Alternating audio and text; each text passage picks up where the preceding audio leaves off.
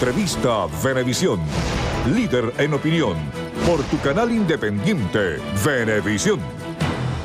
Amigos, estamos ya frente a Jorge Roy, presidente de Fedecámaras. Bienvenido, como siempre, a Entrevista Venevisión. Gracias, Eduardo. Momento oportuno para conversar de confianza, de futuro. Se habla de guerra económica, también se habla de diálogo. Hay analistas que dicen que quizás, lo plantean como pregunta, ¿será que en el aspecto económico se ha avanzado más rápido que en el aspecto político, en esto del diálogo? Ayer presentábamos aquí en Noticiero Venevisión unas declaraciones positivas de su parte, haciendo reconocimiento a algunos avances. ¿Cuál es la situación?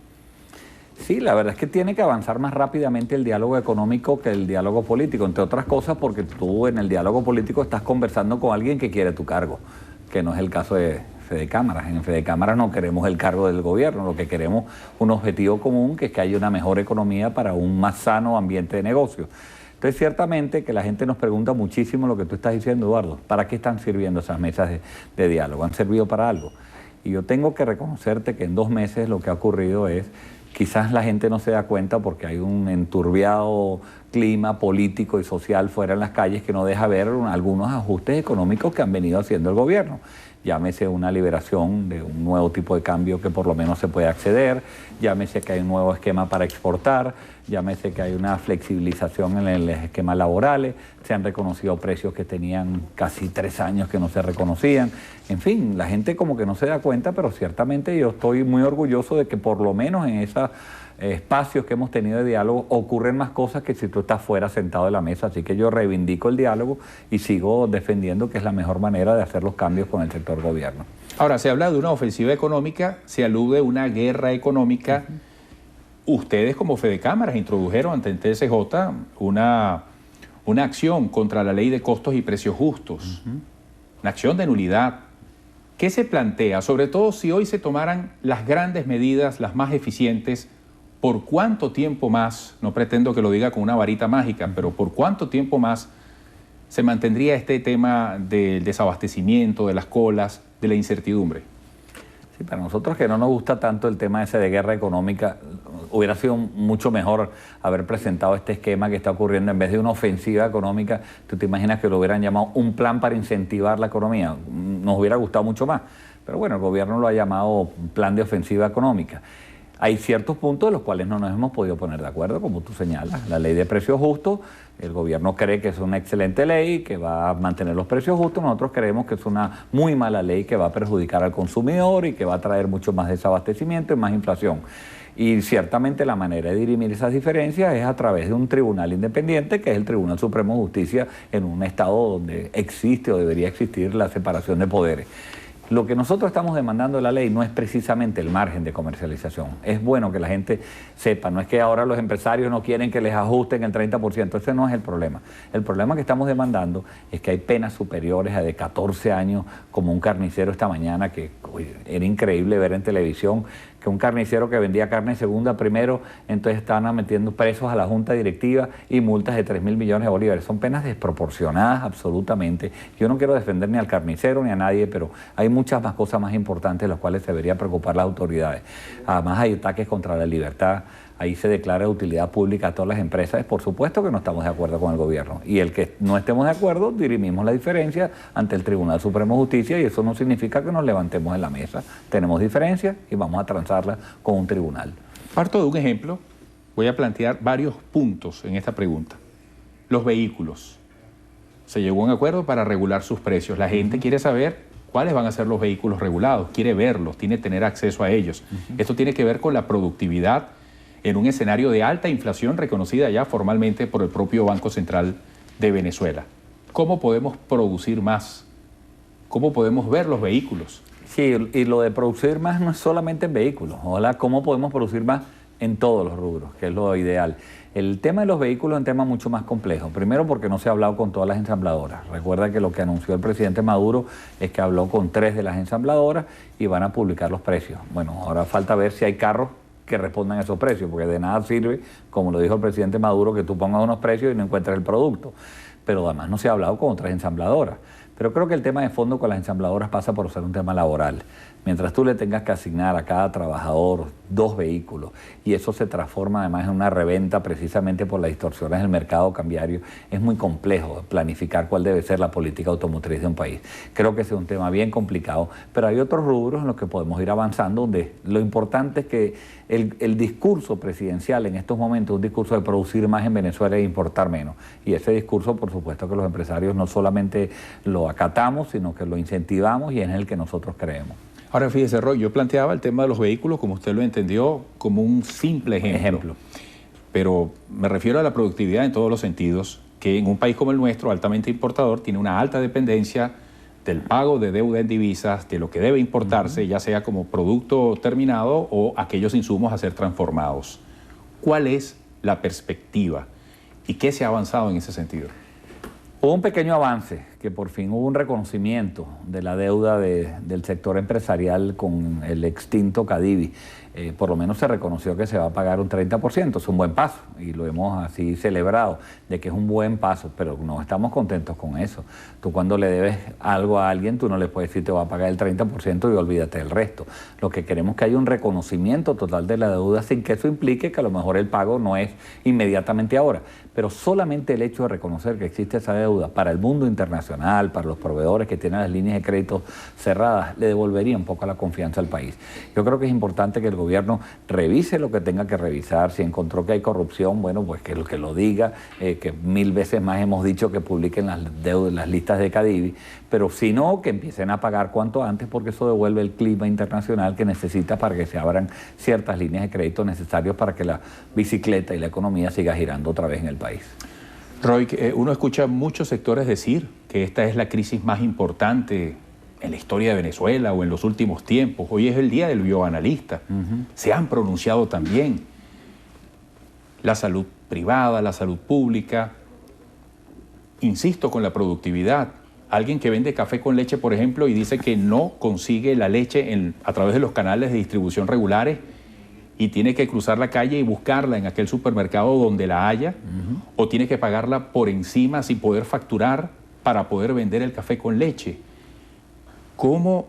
Y hay quienes dicen también que no hay suficientes dólares, que esa cola o esa lentitud es por esa razón. Aquí lo estoy llevando incluso a un análisis que toca lo político, pero en estos días, en ese encuentro, el presidente Maduro se comprometía y hablaba del fondo chino y de una serie de mecanismos financieros para aportar el recurso que es necesario. Bueno, dentro de la ofensiva económica se habla de una inyección de recursos para financiar la productividad. ¿Qué dice al respecto? Eso fue un anuncio, aunque no fue todo lo clarificador que nosotros hubiéramos esperado, fue un anuncio positivo, que podamos ingresar a unos fondos que hasta ahora habían sido vedados al sector privado y que eran fundamentalmente el sector público. Hoy es una buena noticia, pero falta saber, bueno, cuáles son los fondos que hay en el Fonden, cuánto hay en el fondo chino, para qué son esos fondos, van a ser para inversión. Pero el ejemplo que tú pusiste de tú ir a comprar una leche y no encontrarla aquí, pero sí encontrarla en el buhonero, significa que el problema no es tanto de escasez en algunos casos, en otros sí hay escasez. En ese caso es un tema de precios. Entonces tú tienes que devolver toda la economía a los precios que realmente tienen que tener los productos. Pero hay otros donde tú tienes que incentivar un aparato productivo que está muy desgastado, que rompiste las líneas de producción, a lo mejor le diste los dólares al que hizo la leche, pero no le diste los dólares al del envase o no le diste al de la etiqueta. Entonces, volver a componer esa línea de productividad y de producción no va a ser fácil, va a llevar un tiempo y no tengo buenas noticias en el corto plazo, no puedo ser optimista en el corto plazo. Lo que sí soy optimista es que si se siguen haciendo las cosas bien, este país realmente tiene cómo salir de la crisis económica mucho más rápidamente que otros países que ciertamente tienen peores condiciones que el nuestro. En el corto plazo está el 1 de mayo. Ya uno escucha sectores decir que pedimos o aspiramos tanto por ciento o cual otro. Hay un cuadro inflacionario muy alto. La gente se toca el bolsillo. ¿Cómo se le plantea la situación al empleador del sector privado? Que también es una papa caliente para el sector público, que igualmente es empleador, pero ¿cómo vamos a llegar a ese 1 de mayo en las genuinas aspiraciones del trabajador que siente que el sueldo no le da? Mira, cualquier aumento de sueldo que se haga por la vía de decretos, que no venga acompañado, cualquier aumento de sueldo que se haga por la vía de decretos, que no venga acompañado por la vía de un aumento de la productividad, eso es sal y agua, se va a desvanecer. De nada sirve que aumentemos cualquier porcentaje que podamos poner si al mismo tiempo tú estás aumentando los precios en un porcentaje mayor. La inflación de este año va a ser de 70%. Yo creo que hay que pensar en una política salarial que recupere el valor real del salario de los venezolanos cuanto antes.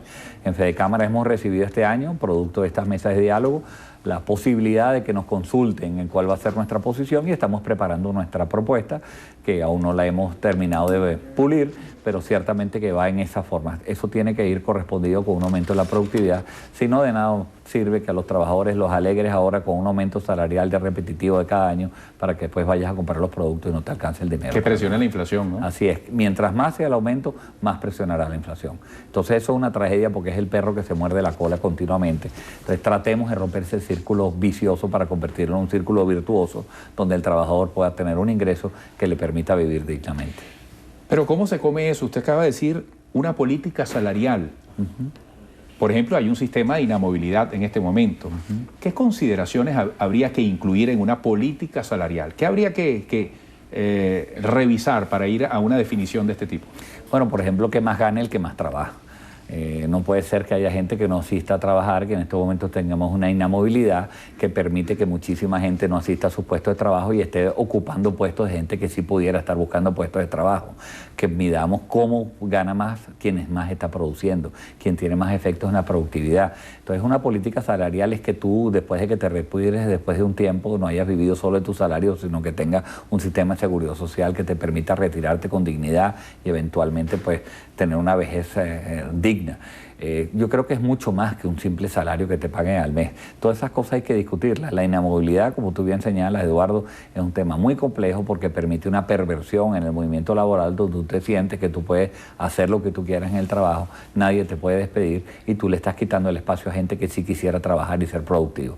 Tenemos que discutir eso. En este momento el gobierno ha estado bastante negado a discutir el tema de la inamovilidad, pero creo que va a llegar el momento que nos tendremos que sentar en la mesa para ese tema. Roy, de manera muy reflexiva, el concepto de estatización, de expropiación, que bueno, nos ha puesto ante escenas difíciles entre sector público, privado. Siempre será interesante revisar el histórico de los resultados de aquellas empresas que estuvieron en manos privadas y ahora intentan la productividad de una manera más eficiente en manos públicas. Está allí el debate, si el modelo es capitalista o es socialista.